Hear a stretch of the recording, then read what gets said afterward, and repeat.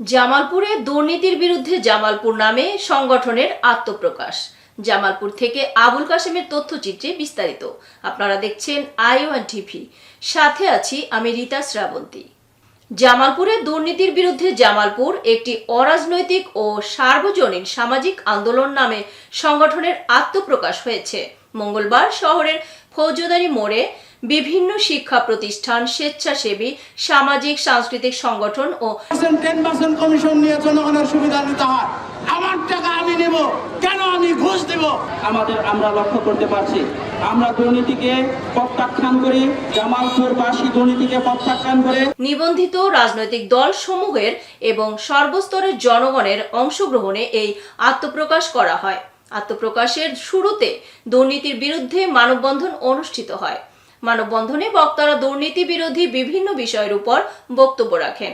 অরাজনৈতিক সংগঠন, সকল ধর্মের, সকল পেশার মানুষ একত্রিত হয়ে সোচ্চার হন।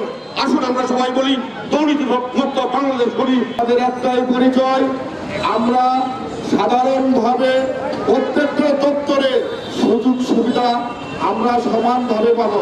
বক্তব্য রাখেন উদ্যোক্তা ও প্রতিষ্ঠাতা নুরুন্নবী ইসলাম নূর, শাকিল হাসান, ইহসান হাবিব রাহাত, রাকিবুল ইসলাম সহ প্রমুখ। বিভিন্ন দপ্তর সবগুলোকে আমরা আজকে অবগত করতে চাই।